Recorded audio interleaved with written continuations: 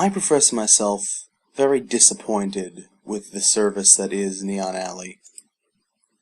If you don't know what Neon Alley is, it's essentially, I think it's sort of a collaboration between several different companies. I know it's mostly spearheaded by Viz, but they've got some non-Viz shows on there, some stuff from Aniplex, some stuff from Funimation. I don't know if they have any Sentai stuff. But it's essentially a big collaboration between these dubbing companies to have this internet streaming channel exclusively for dubbed anime, which, kind of like the old Funimation TV channel, that old pay-per-view thing, which I don't know, I never really involved myself with that, so I can't offer much opinion on that. But essentially what Neon Alley is that it's a streaming service for PS3, 360, and PC, where you pay, I believe it's $7 or $8 a month, I'm not sure, and you get access to this channel, and it's not like Crunchyroll or Netflix or something where they have a selection of stuff and you just pick and choose what you want to watch. It's literally a channel. Like, if you want to watch a certain program, you got to be on the time that program is on. It's like it's like a TV channel, which I think is part of my problem with it and why I made this rant in the first place. I just think there's something fundamentally flawed about that. Like, what I want from Neon Alley is I want it to be sort of the Crunchyroll of dubbed anime, or sort of like adopt that Netflix-like model where you have all these you pay this subscription, and you have all these shows, and you can watch whatever you want, whenever you want, on a plethora of devices. That's kind of what I want out of Neon Alley, but that's not what it is. It's a channel. It's an actual channel, you know. And my other problem with it is just is mostly their selection of shows. They've got some good shows. You know, they got Blue Exorcist, Excel World, Fate Zero, Madoka Magica. They're getting Magi. They're premiering the dub of Magi Labyrinth of Magic, which, if you haven't seen it, that's actually a really good show. I know apparently it makes a few changes from the manga at the end. I haven't read the manga yet, sorry to say. I do intend to.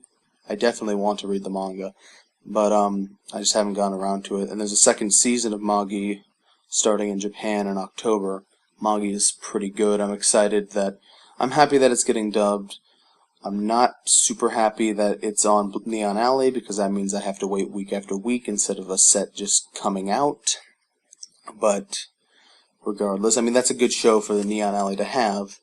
It's pretty much the only good show I think they've picked up this season. I know there's K, which I think already started. I don't know anything about K, though. I might check it out, though. And surprisingly, they've picked up, I don't think it's for fall, I think it's for next spring. They picked up Blood Lad, which is still airing in Japan. That's not even done. I think it'll be done tomorrow as the last episode airs. Which just surprised me that they picked up Blood Lad to dub, because that's pretty obscure. That's 10 episodes of based on a pretty obscure comedy manga. So I'm kind of surprised that got picked up, and I'm surprised it got picked up before it even finished airing. That's not a common occurrence. But and those are the good shows they have, and I'm sure they'll get more over time. But what disappoints me is just how little focus they put on those dub premieres and those new shows.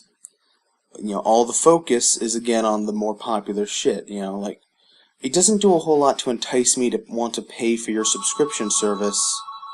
Ignore that. It doesn't do a whole lot to make me want to pay for your subscription channel when I look at your schedule and I see you've got like maybe 2 episodes of Excel World and 2 episodes of Fate Zero in the afternoon, and what precedes and follows that is like 10 episodes of One Piece, a Bleach movie, and some live action shit I don't give a fuck about. So, you know, like, it doesn't do a whole lot to entice me like that. Like, I even went to their website just yesterday because I wanted to see if they had any news on the Magi dub. I'm really curious as to who they've got the actors, the voice actors they got for Magi. I'm really curious about that. I don't think they've said anything about it.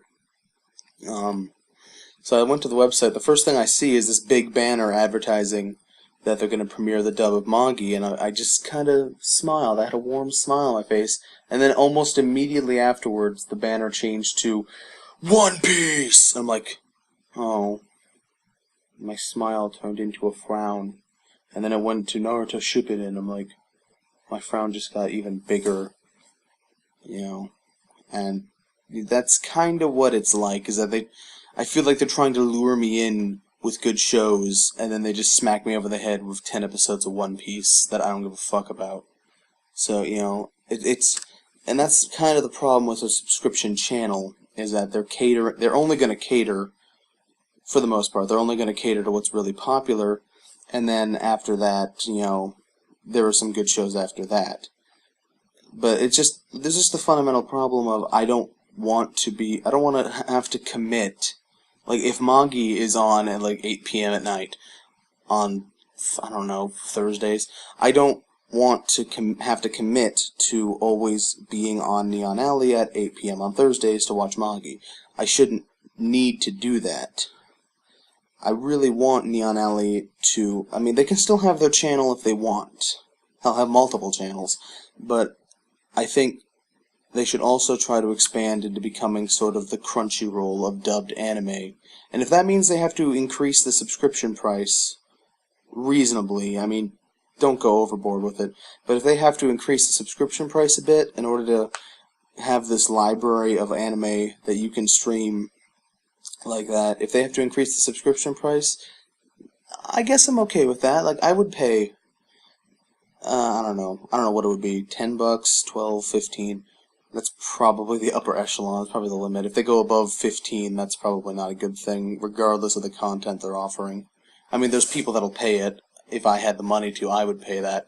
But going over $15 a month doesn't seem like a good idea, regardless of the content they're offering.